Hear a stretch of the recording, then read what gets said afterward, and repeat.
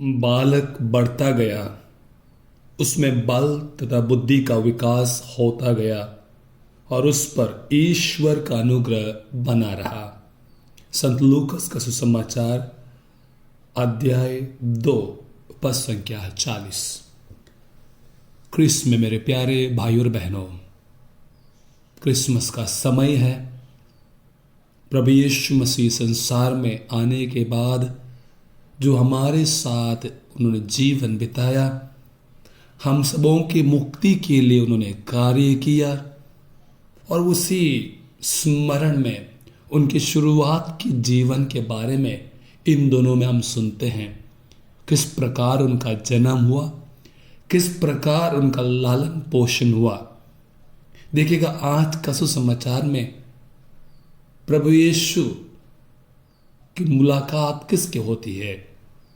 अन्ना नामक एक नबिया, और वो विधवा थी। केवल शादी के बाद 7 बरस अपने पति के साथ जीवन बिताने के बाद वो विधवा हो गई। हो सकता है प्रिय भाई बहनों, उन्होंने अपने जीवन में दुख, संकट, क्लेश का अनुभव किया होगा, पर ईश्वर के प्रति उन्होंने कभी बुनबुनाया नहीं। कोई कड़वाहट उनमें नहीं थी। उन्होंने अपने आप को ईश्वर में समर्पित किया। इसलिए अपना जीवन पवित्र गिरजाघर में, मंदिर में बिताया करती थी।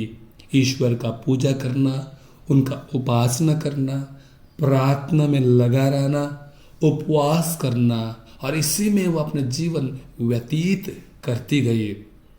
इसलिए लोग उनको नबी या नबिया करके पुकारते थे। शायद हो सकता है लोगों ने उनमें प्रभु को देखा, उनमें प्रभु को अनुभव किया। जब उनसे बातचीत करते थे, उनसे मिलने जाते थे, शायद वो प्रभु की झलक लोगों को मिलती थी। तो अनोखापन उस महिला में लोगों ने पाया और इनलिए उनको सौभाग्य रहा कि बालक यीशु मुक्तिदाता का दर्शन वो कर पाए।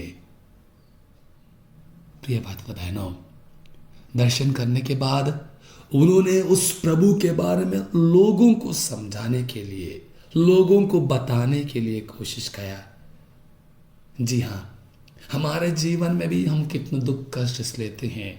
विधवा बहुत लोग हैं, और ऐसे लोग भी जो पति हैं, जो अपने पत्नी को खो बैठे हैं।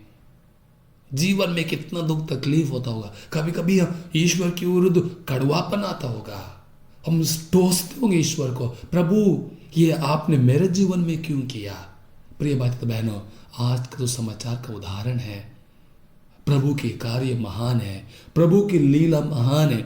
जो प्रभु चाहते हैं वही हमारे जीवन में होता है। हम कितना भी कोशिश करें, कितना भी अपना सब कुछ लगाएं, उसमें शक्ति लगाएं, मन लगाएं, लेकिन जो प्रभु चाहता है वही होता है। देखिएगा, आज का पहला पाठ, शरीर की वासना, आंखों का लोभ, धन संपत्ति, घमंड या सांसारिक महामोह के दूर रहकर ईश्वर की इच्छा पूरी करने के लिए संत यूहन्ना अपने पहले पत्र में हमें आह्वान देते हैं।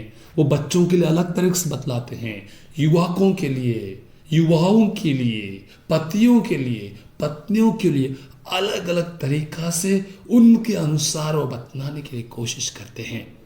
मेरा जीवन में मुझे क्या ग्रहण करना है वह अपने आप को हम जानते हैं। आइए अन्ना का उदाहरण लेते हुए, दुख कष्ट प्रभु के हाथों में सौंपते हुए एक समर्पित जीवन यानी एक नेक जीवन जीने के लिए कोशिश करें। आमीन।